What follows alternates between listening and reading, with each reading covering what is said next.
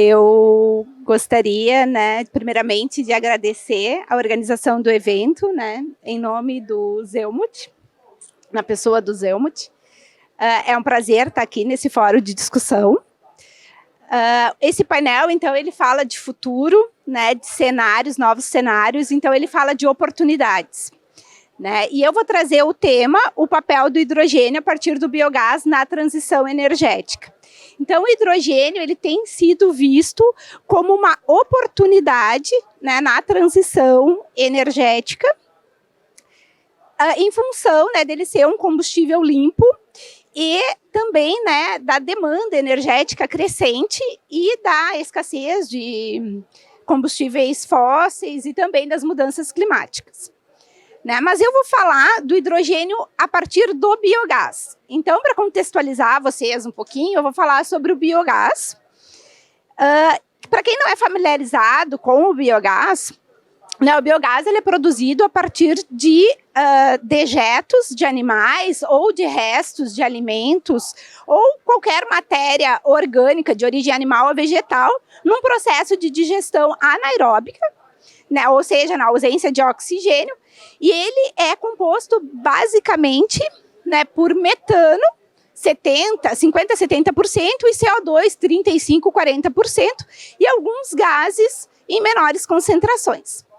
E o biogás ele tem um potencial enorme energético, e o metano e o CO2 são poluentes atmosféricos. Então, por que a gente não usar esse biogás, aproveitar esse biogás, né, para gerar energia elétrica, energia térmica ou o biometano? Então, atualmente, né, um dos principais usos do biogás é para a geração de energia elétrica.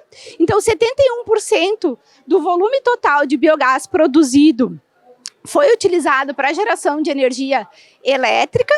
Isso corresponde a 87% das usinas em operação, gerando eletricidade a partir do biogás. Para a energia térmica foi utilizado 7%. Né, do volume total, e aí serve para secagem de grãos, para aquecimento de aviários, para produção de calor, para geração de vapor em caldeiras, e 23% foi destinada para a produção de biometano, né, que é o gás que contém um percentual maior que 90% de metano, sendo muito similar ao gás natural, e por isso é chamado de gás natural verde. Então, por que a utilização, né, do biogás como energia, né, como um energético? Porque ele tem uma geração firme, né, de energia, tem a possibilidade de ser utilizado a qualquer momento, né, possibilidade de armazenamento, ele é despachável, não é intermitente, né, a gente sempre compara com a solar e com a eólica, e aí ele pode ter, então, esse atendimento, né, planejado e estratégico. Mas a gente teve a produção de biogás nos últimos anos, né, em média de 2,3 bilhões de normal metro cúbico. Isso representa apenas 3% do potencial teórico, que é de 84,6 bilhões de normal metro cúbico. Ou seja, tem muita energia, né, sendo desperdiçada, mas isso também mostra um potencial crescimento para a utilização do biogás. Com relação, né, aos projetos de GD, o biogás ele representa apenas 0,7%, ou seja, é menos que 1%, né? Então a energia solar ela desponta, né, com 99% dos projetos em GD, e isso mostra então a capacidade, né, que a gente ainda tem de investimento para essa energia, né, para a energia do biogás, e a gente precisa de muitos incentivos ainda para utilizar essa energia, né? No entanto, com a falta de incentivo da TUG, né, o setor de biogás ele também vai ter que se adequar para se ajustar ao mercado, até mesmo para a sobrevivência financeira, né, do setor. E aí ele vai ter que buscar novos usos. E um dos usos principais está sendo a utilização para a produção de biometano, mas também pode ser para a utilização na produção do hidrogênio. Né?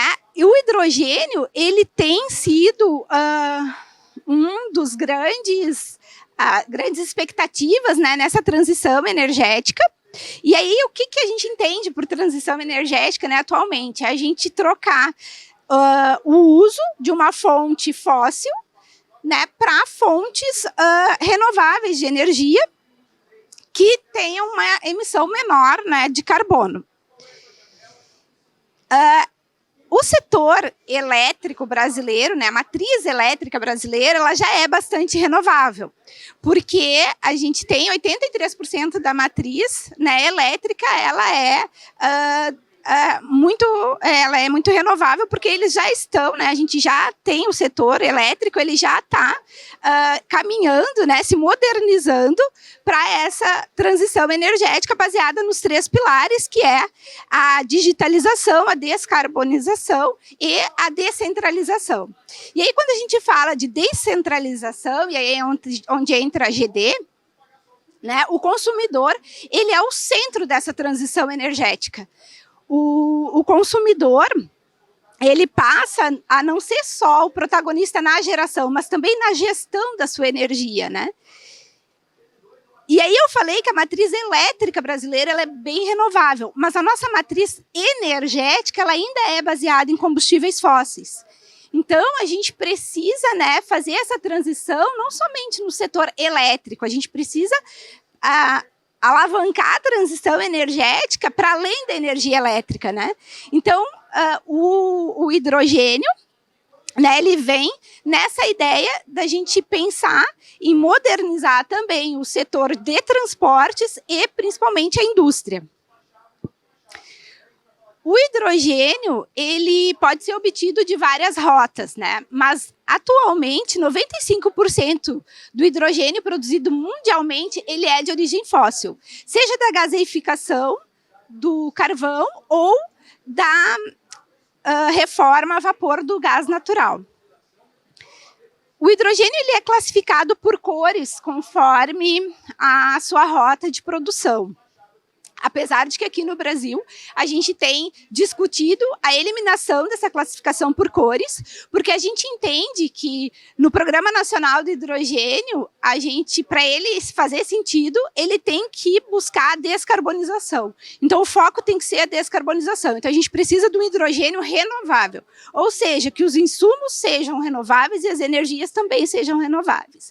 Então, está em alta, né? Eu acho que todo mundo já ouviu falar do hidrogênio verde, que é o hidrogênio obtido a partir da eletrólise da água, utilizando fonte de energia renovável, solar, eólica ou biomassa. Mas o hidrogênio eletrolítico, ele utiliza a água, ele utiliza grandes volumes, que é um recurso hídrico, né?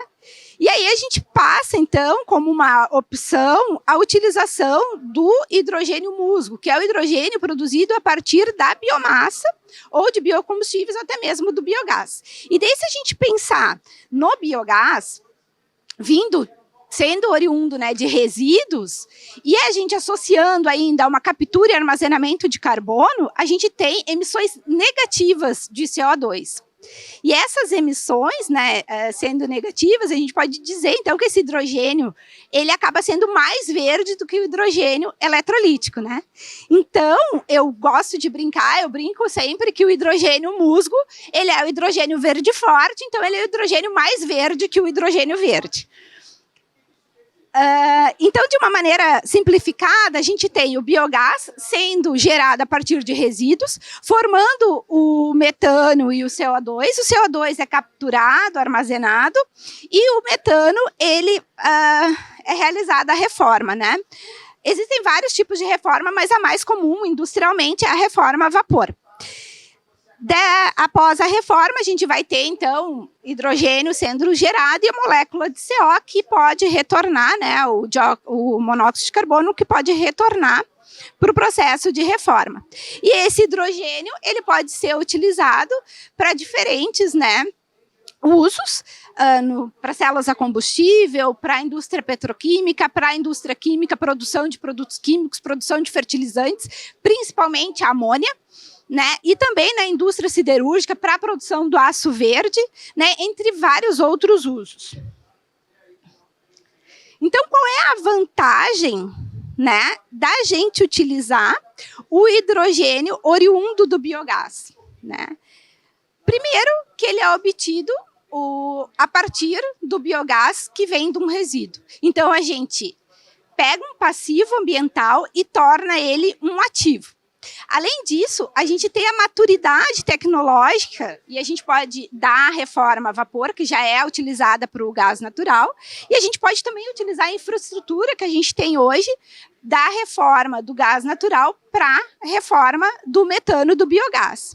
E com isso, ele tem, né, um papel importante, fundamental na descarbonização da economia, visto que a gente vai diminuir a demanda de gás natural e ainda, né, aqueles poluentes que estavam sendo, né, emitidos pelo biogás, pelo metano e o CO2, eles acabam, né, se tornando uma matéria-prima. E com isso também a gente apoia a gestão de resíduos e contribui para a sustentabilidade. Então, o custo de produção do biogás ele é muito baixo, já que ele vem de resíduos. E também, né, a gente diz que a reforma do biogás é um processo favorável, porque a gente tem, então, esse metano e esse dióxido de carbono, que eram poluentes, né, se tornando matérias-primas. Então, a gente pode dizer também que a gente tem uma reciclagem do biogás, né? E o principal, a gente tem a possibilidade de hibridização de tecnologias. Então, a energia solar, ela pode estar em todas as fases do processo de obtenção de hidrogênio a partir do biogás, seja na digestão anaeróbia, seja na pressurização do biogás, ou seja no processo de reforma. Né? E com isso, a gente tendo projetos híbridos, a gente consegue abrir uma janela de oportunidades.